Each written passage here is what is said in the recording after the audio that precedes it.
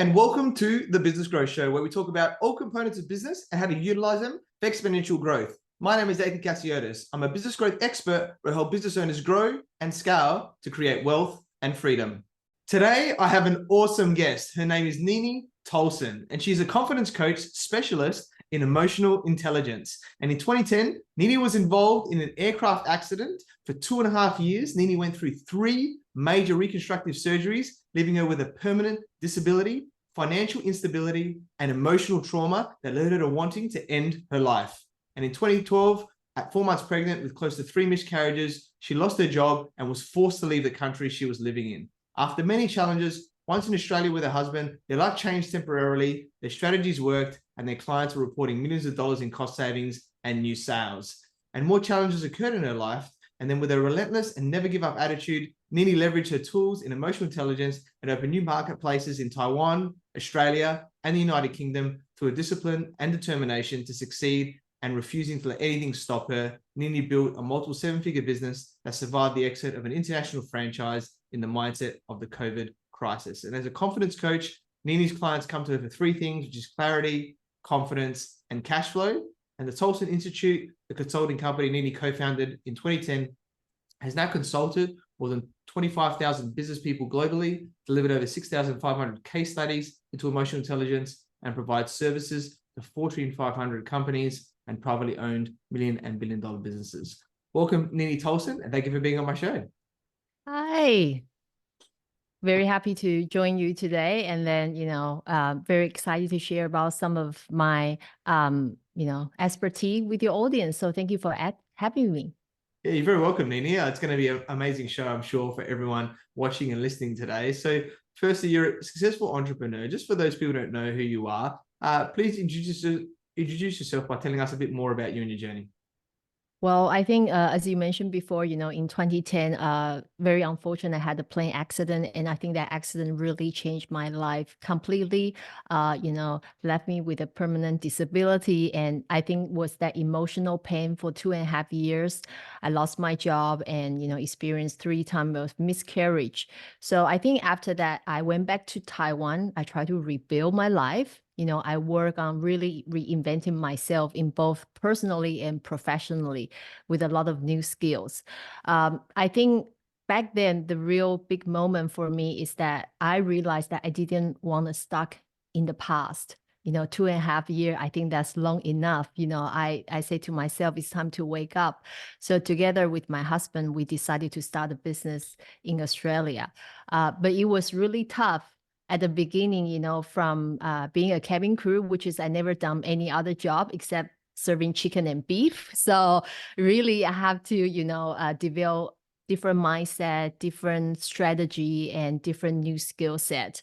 But, for both of us, we keep going. And I think by 2021, that was we really reached the milestone, start making a 7-figure income in the multiple market. And I think the journey really showed that even with a tough time, you can make a new and successful path for yourself.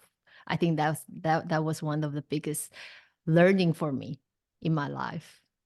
Yeah, love that. It's such a powerful story there with a lot of challenges that have been overcome. So it's awesome that you've been able to move forward and create a lot of success and fulfillment from there. So today, I know you're obviously a specialist in emotional intelligence, so let's get into it. I love this topic as well, so it's going to be great. So firstly, emotional intelligence can mean different things to people. People maybe don't understand it exactly. So I'd love to hear from your perspective, what emotional intelligence means to you and why it's important for both of us in personal and professional areas. I think emotional intelligence to me is really having that ability to recognize, but also understand and manage, so you can effectively use your own emotion, but also, to the others. So I think to me, emotional intelligence is really about being aware of it and in control of your emotion, as well as being able to navigate and influence, in interpersonal relationship. So you're having that positive impact. I think it's very crucial for in both personal and professional context, because it's really contribute for the better communication, teamwork, and overall well-being. Yeah, I love that. So true. It's you know, they say it's more important than IQ now, right? EQ now with emotional intelligence. So we need to, it's not just about the IQ. We need to recognize these things. Yeah, because one thing I think very interesting you said that, because our IQ has been set when we were about 15, like a teenager. However, your EQ can be continuously improved by series of personal development and coaching. So that's the differences. Yeah, I love that. That's very cool, right? So it's one of those things like you're born a certain way and something like that might be fixed, but there's always room to improve in a lot of areas. And it's showing with the stats, right, that in business that it is becoming more important with there, because everyone's different, right? And how we react to those situations. So I love that. I think a big one as well is recognizing emotions. And I know for me, you know, I've had my parents are teachers, and I was brought up in a very left brain logical way, and not necessarily understanding emotions as much. So I've been on a journey of understanding this as well. But you know, what are your thoughts around people just generally about understanding, recognizing, you know, their emotions, and some strategies around that for them? There's a research show that actually 90% of adult population, we claim that we are emotional intelligent. But the truth is only 10 to 15% people that actually are. So by that mean is that if you can give your emotion, articulate your emotion in any given moment, that means you really recognize your emotion. As a human being, you know, it's like an emotion, just like a cocktail. Major emotion, anger, sadness, fear, hurt, and guilt, usually, you know, it can be on a daily basis all throughout life. But we also experiencing, I think, as a business people, entrepreneur, we experience a lot of disappointment. You know, sometimes we feel hurt. We set certain goal and we didn't achieve it. You know, that disappointment that, you know, sometimes can be your negative self-talk, all those things. So I think one of the things very important for people is that you need to be very self-aware. What is your emotion? But the thing is, the emotion we cannot see, right? We cannot touch. When people ask you how you feeling, you know, not too bad, I feel good. But good is not emotions. Definitely. So Yeah, I love that. So that's why, you know, nowadays we have a lot of scientific like a assessment. We helped our clients to really identify what their emotion. I know that nowadays also have a lot of, you know, can be the paper based, or, you know, you can fill out the questionnaire online.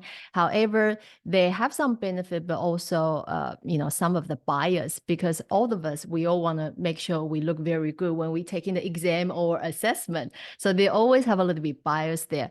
That's why nowadays we're using the artificial intelligence to help our clients to using the voice analysis to measure their emotional intelligence. By then, we can actually eliminate all the biases. Interesting. I love that. Let's delve a bit deeper into this stuff, because I know there was a couple of things you said there which are very interesting. So you mentioned about the five. Firstly, let's start on this one, which is the five negative emotions of anger, sadness, fear, hurt, and guilt. And I know this comes from NLP, being an NLP master practitioner myself, and I know you and your husband are big on NLP too. So do you want to just talk a little bit more about that, so that people are aware of how that can affect us, right? In terms of as we're being now, and maybe, you know, changing those, or what that can change about us with our emotions as well. I think, you know, when it comes to emotion, really about how you regulate, you know, regulate people think that by being very high EQ, it's like, oh, I don't have any emotion, or I don't show emotion. It's not about that at all. As long as we're a human being, even my cats or my dog, they're experiencing those emotions. They feel angry, they feel upset. It's really about how you regulate it. So, you know, and we all know that, you know, from the NLP perspective, is that if you accumulated those negative emotion in your body, it's going to harm your body, what we call psychosomatic, right?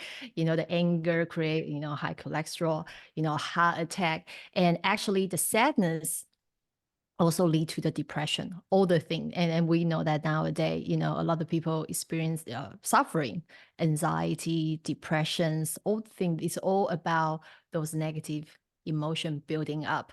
So I think one of the things that I always share with my clients that enable for you to moving forward in life, if you want to achieving more, you want to having more, you want to be a better version of yourself, you have to remove those negative emotion. And once it's like you reprogramming yourself, it's like you become a clean paper. And only then we will install the new command, the new program in your mind. And only then you'll be able to having that happiness. I hope that makes sense to you. Yeah, definitely. Makes a lot of sense to me. And I hope for everybody watching and listening today, I've been through, the timeline therapy. There's a lot of different ways, obviously, Yes. moving these with methods of NLP, which is, very powerful of stuff. Yeah. And you need somebody else to do it. It's challenging to do it on yourself, right? To be guided. Yes. It's just like, we never see the brain surgeon operate his own brain. Right? It's the same thing. So that's why, where's coach coming from? Like you can operate your own brain. So you need somebody else there to support you and hold you accountable. Yeah, definitely. And let's touch a little bit more on the biases you mentioned. I know there's a lot of cognitive biases and things like that. You mentioned about how we look, is one generally. So do you want to maybe talk about these biases and, maybe talk a little bit about some of them or ways that can affect us, just generally or, emotionally as well? I think one of the things what I see in my client, sometimes in the group setting, group program, I always invite them, to do those self-assessment, to do. And sometimes the score come to like really, really high, can be like 90 or 95. Sometimes couple even higher than me, even though I'm in this field for so long.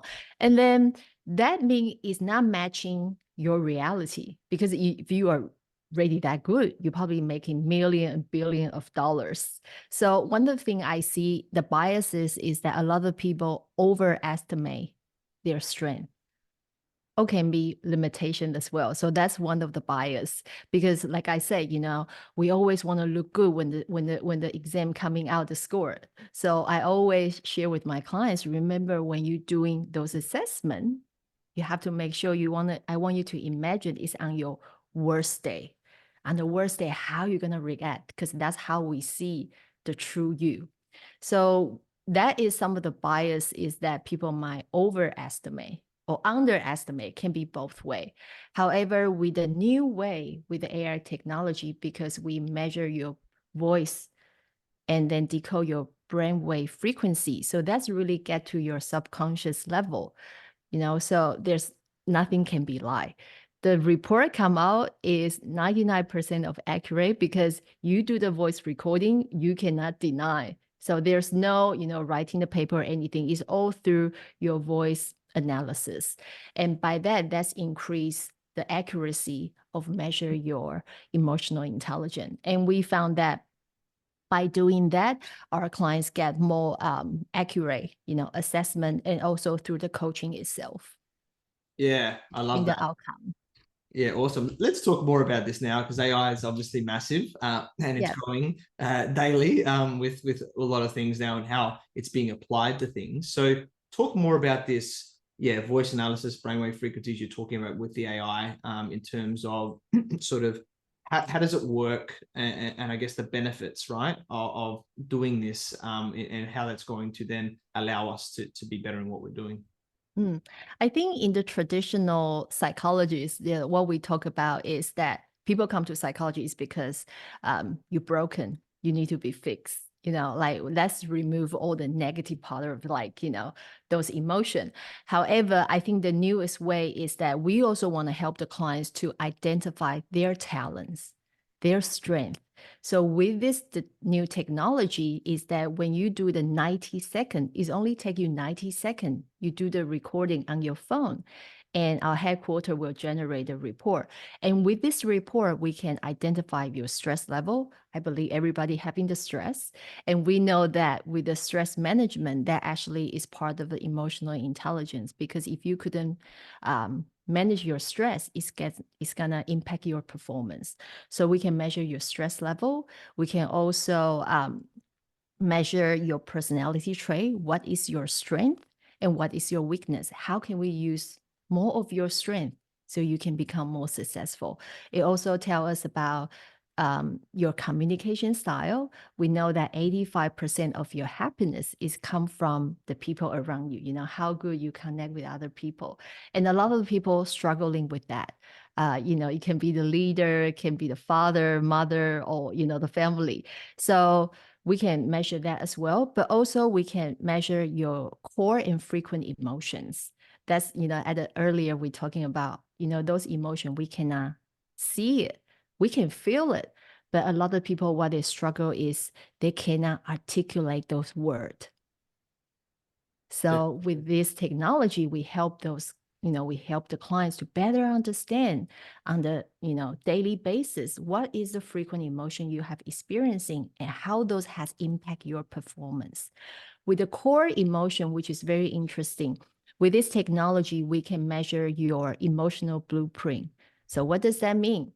From the moment that you, from your birth all the way till now, the technology can measure all the traumatic event in your life that has impacting your emotion. I think from the NLP perspective, we always go back to the root cause to fix the problem, right? So very similar concept is that we wants to help the clients to find out what is the root cause to really holding you back and stopping you from moving forward. And then we use different technique and the, you know, strategy to help the clients to release those emotion, or like you mentioned, limiting belief. So, you know, they feel fresh, and then we install the new, you know, strategy so they can moving forward. Yeah, I love that. Thanks for sharing it. So sounds so very awesome. I want to get stuck into it soon as well. And I like the point you mentioned about understanding what the emotion is, because I remember my vocabulary around emotions was very small. And then my wife gave me a piece of paper with like 100 emotions. I'm like, are there these many emotions? Are you serious? Very, very interesting as an awareness piece. So for something to then say, hey, well, it's actually these core emotions or main emotions that you're utilizing, I think that would help a lot of people out there that aren't as aware of what they are, and then you can do something more about it, right? Yeah. Yeah, and there's one thing also the research share with is that one negative emotion, whatever that is, will impact your performance up to 4 hours. So imagine you being angry. When you're angry, you couldn't make the right decision. That impact your performance for 4 hours, and you will need 5 positive emotion to cancel that one negative out. And we all know that nowadays in the world, it's not easy to find 5 positive emotion. So it's very important for the individual, you know, when you aware, when you notice that, you need to be regulated. That is the way. And the best way to change your psychology is change your physiology. So it can be, you know, stand up, walk, you know, have a walk or doing the exercise. That is the fastest way. Yeah, love that. That's I remember that from Tony Robbins myself, of changing your physiology, and Yes. it's very powerful, very powerful. And this is why I have a standing desk, for an example, right? So you don't might not want to stand all day, but even just changing, right, to a standing Yes. sitting motion can have an impact on you. So I love that. We're going to delve more into emotional intelligence, but just if people are wanting to do this, right, this AI analysis on their voice frequencies, how do we get involved in where do we find this? Okay. What they do is that usually, of course, the, you know, client will reach out to me, and then, you know, usually I'll do the interview first. You know, I have a quick call with the client, and then see that if we are the right fit, because, you know, we want to make sure that what we are doing will be able to help them. So usually just write me the email or drop the message, you know, to my Facebook. Usually that's the fastest way to reach out to me. And then we will schedule like a 5 or 10 minutes call. And then, you know, I have a very quick brief, and then see where you at now, you know, what some of the challenge or even the goals that you want to achieve. But in between, you know, what has been happening, preventing you from achieving your goals. And then once I have a better understanding, I'll arrange the next step. Usually, you know, if the right fit, that the client will get to the next step. which is the voice recording. As long as you have a cell phone, which is I believe everybody has, and then all you have to do just, go to the website and then, press the button and then start doing the recording. In 90 seconds, I'll receive your report. That's just easy as that. Yeah, cool. Awesome. All right. Well, good to know. And yeah, I guess I like the comment you're making about the right fit. And I know me being, coach and mentor myself is that, not everybody is coachable, right? Yes. And this is where having this conversation is going, like, are you ready to do this? And are you open to changing? Because if you're not open to changing, then nothing's going to happen basically there, right? So I know that you understand that well too. So I love that process. Stuff. And I think one thing you point out, it was very interesting. You're talking about, changing, one of the things I think even when the clients or people or the student come to us, sometimes we do some big training, is that as much as they want to change, but they won't change. So it's having that resistance to change. And sometimes it's actually boiling down to, it's not that they cannot change, is they don't believe that they can change. I love that. That was very powerful. So this is where the mindset element of it comes into, where there has to be a belief as part of it. Yes. Of not just doing it, but actually believing that they can. So yeah, love it. Nini, really powerful there. Some great. This is where like the mirror's coming up, right? And going to everyone's faces, going, "Hey, it's all you. It's up to you now." But I'll give you all the tools and help you to believe. And now you just gotta to make it happen. So yeah, love it. Yeah.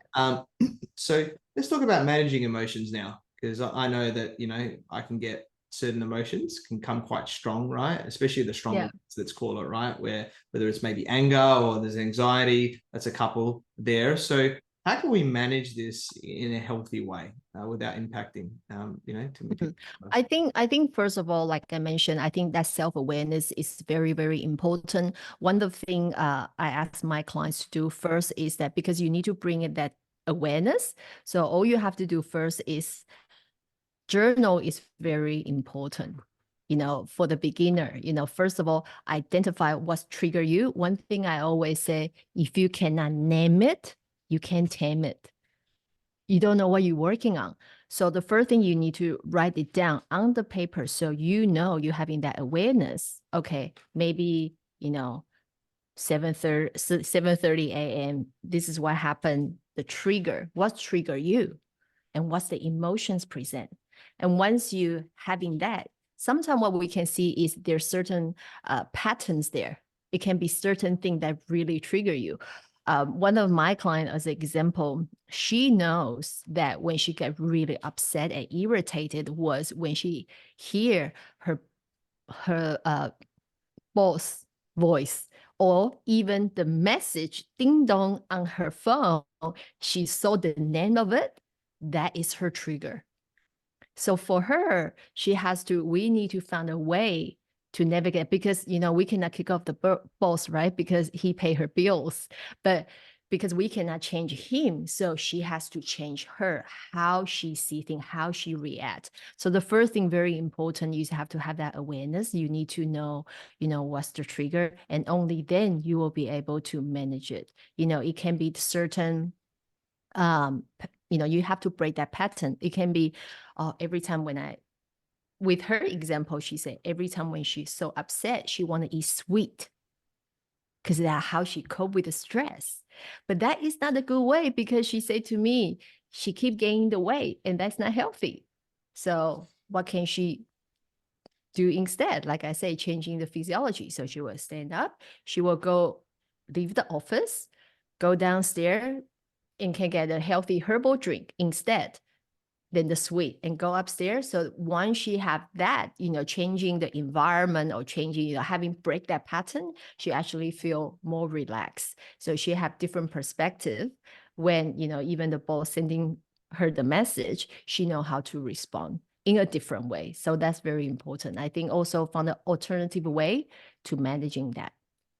Yeah, I love that. And what's something I learned recently on top of that as well is that the emotion that we're feeling is that it's only about 90 to 120 seconds, up to 2 minutes normally, that it actually, we feel it. Then normally it's us replaying it or anything like that, that it just continues for up to 4 hours, right? You know, like you mentioned beforehand. So that's where have the awareness, I guess, and then breaking the pattern with the physiology comes in, so that you don't just let it continue for hours, that you stop it in its tracks and then allow it to process from there. Yeah. Yeah.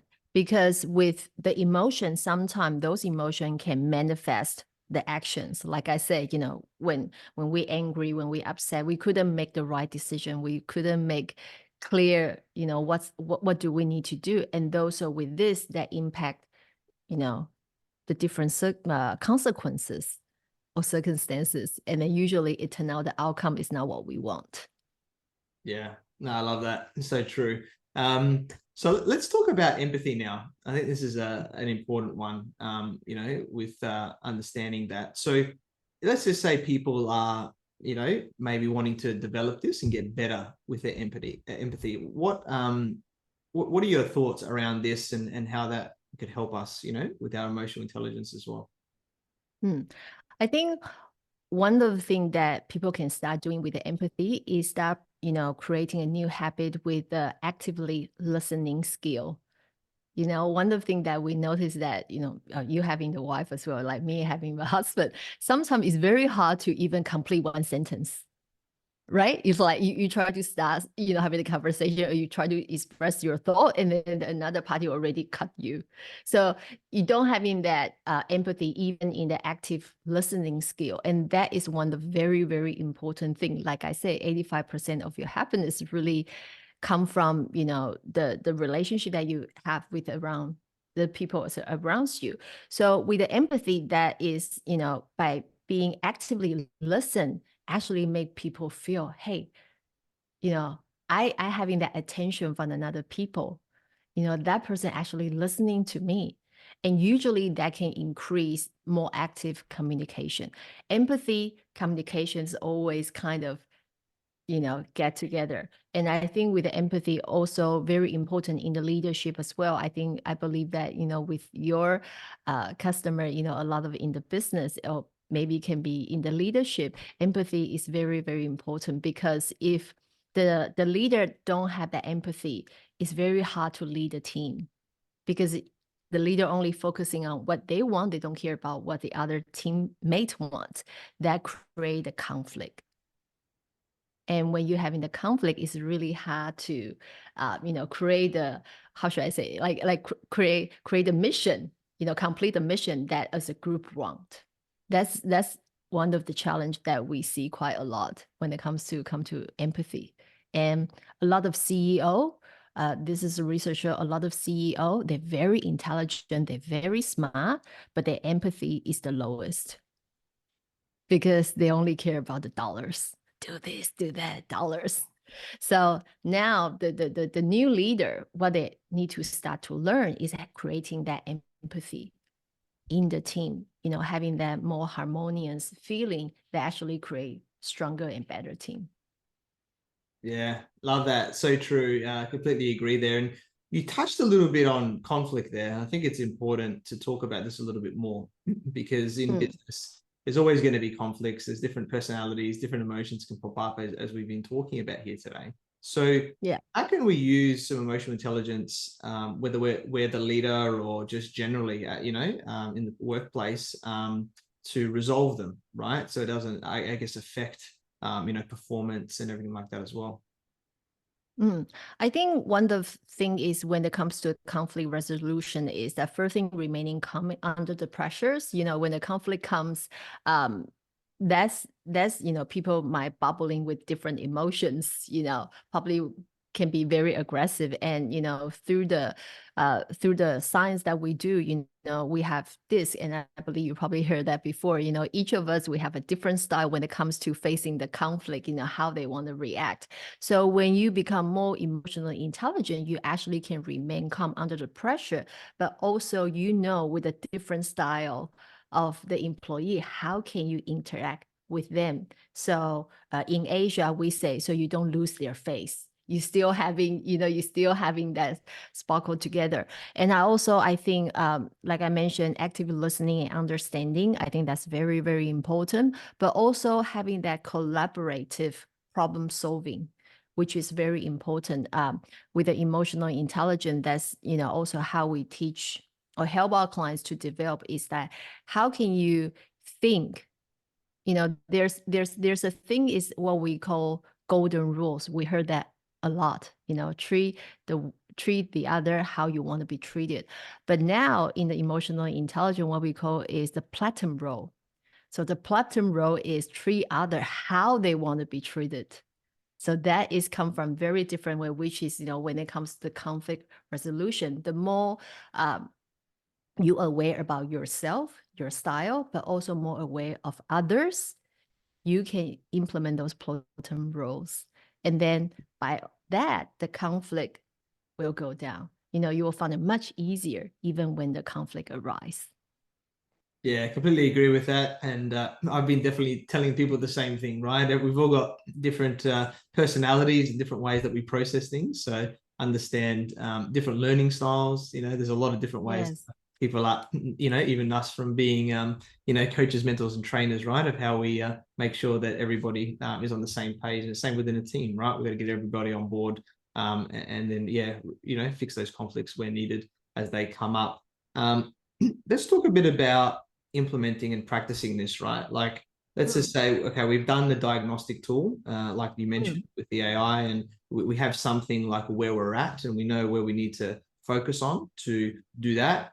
How can we then practice this or put this into place, right? Because it's a bit, it's an interesting realm, emotional intelligence, because there's anything could happen, right? In different times of the day. So how do we put things in place that we can actually improve this area of our emotional intelligence?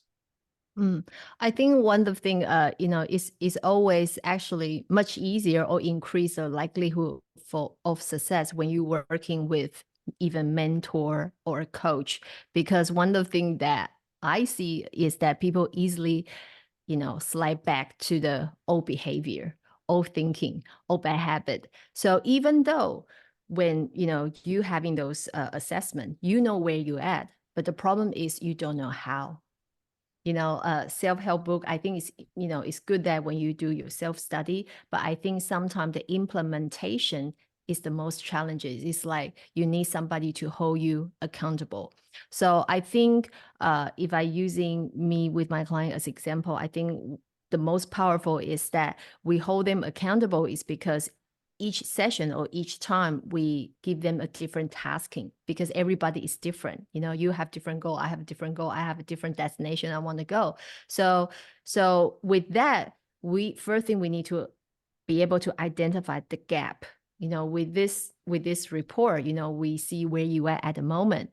This is where you are, but where do you want to go? We need to see how big the gap is. And only then, because one thing I said, the accurate diagnosis is half cure. I cannot give you any tasking or tell you where to go unless I know, where you are at the moment. Once we identify the gap, then we will working on the, the strategy, how far we can go from there. So that's one of the things, is that you really need to know where you are at the moment, having that clarity, I would say. So it's like I said, the clarity is the first. You need to, like when we taking on the taxi, you won't tell the taxi driver, just drop me anywhere you want to. You will tell them exactly where you want to hop off. It's the same as life, as a coaching. Definitely, completely agree with that. And this is why, coaching, mentoring is so important, and why I'm sure we both have coaches and mentors, and why we do this as well, right, to others, because that accountability piece and being able to help move people forward and much quicker, right? Because it's easy to overestimate, like you said, and do all these other things before, whereas you're going to be the coach is going to really show you how it is, and get you there quicker. So I love all of those points you made there as well. And let's just talk a little bit about the future now of emotional intelligence, because I know AI is now, like you talked about, coming into this, which is creating some unique tools. Where do you see it moving, I guess, in the future, around, how important it's going to be? Well, I think with the AI, with those systems, it's really, I think it's really helping each of us to better understanding and respond to the human emotion. Something that we can tap into and actually help us to unblock more of our potential. Because one of research I just studied recently with the Stanford University, they reveal like as an adult, we only using about 90%, or we still leave 90% of our potential untapped. So by that means, as an adult, we only using 2% of your potential. So imagine that if we can increase another 10%, where we can be. So I think some of this, because potential is something that we probably know we have inside, but we couldn't see with our own eyes. And I think that's where how the AI will helping us to integrating, to help us to open or unblock more of our potential. So we can become a better version of ourselves. And when we become a better version of ourselves, the community benefit, the society benefit, and I think the world will benefit as well.